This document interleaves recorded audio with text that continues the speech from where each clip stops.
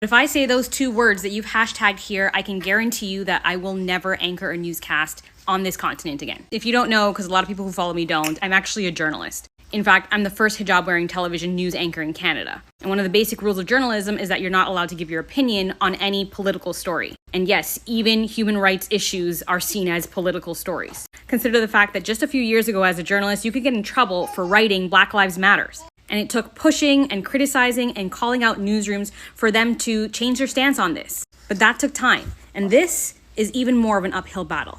3 years ago, a bunch of journalists penned an open letter to their newsrooms asking for fair and balanced coverage of the Israel-Palestine conflict, many of whom were punished and told they could no longer cover this story because they were too biased. I'll let you pause and read the letter here. Page 2.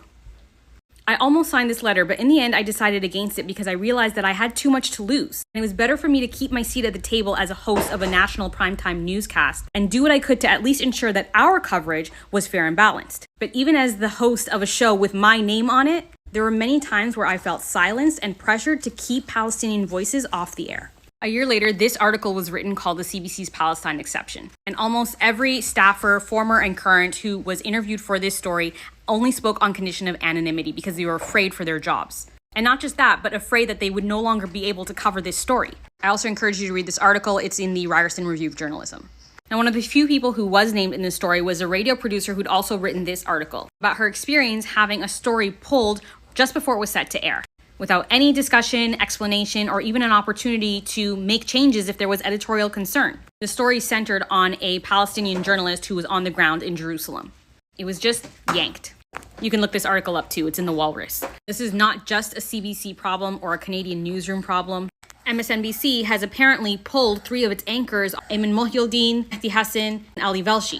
Now, MSNBC claims that it wasn't intentional, but the reality is these are 3 Muslim anchors who've been providing important context on this story. And when we talk about historical context, a lot of people hear that as justifying or excusing Hamas's violence on Israeli civilians. Let me be clear, it is absolutely abhorrent what happened to Israeli civilians last weekend.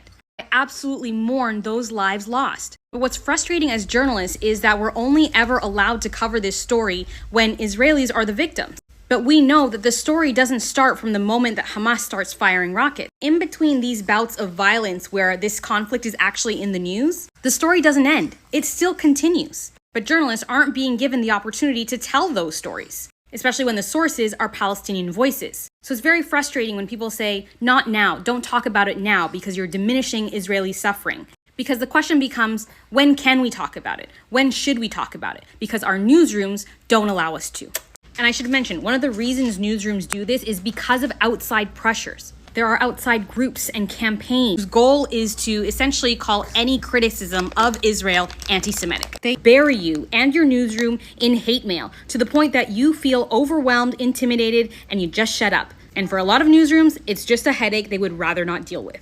I know because I've been their target and it's not fun. And let me take this moment to say that criticizing the government of Israel, asking for fair and balanced coverage that includes history, context, and voices from all sides is not anti-Semitic and is not supporting terrorism. It's our job as journalists. So back to this comment. Journalists like myself are constantly caught between posting their public stance versus working quietly in their newsrooms because one precludes them from doing the other. And many don't want to risk the opportunity of being able to use a mainstream platform to tell a story. And that's where I find myself because I don't want to just preach to the converted. What I care about is facts, context, history, to help the average person understand what's going on. So I understand if you feel frustrated why someone like me isn't taking a stand, but I still want to be able to access places of power, write news articles, be invited as media commentary. Even this video might jeopardize me from doing that. What you can do is when you see coverage that is missing context or voices, is you can say something. Let those newsrooms know that it hasn't gone unnoticed because they only ever respond to public pressure.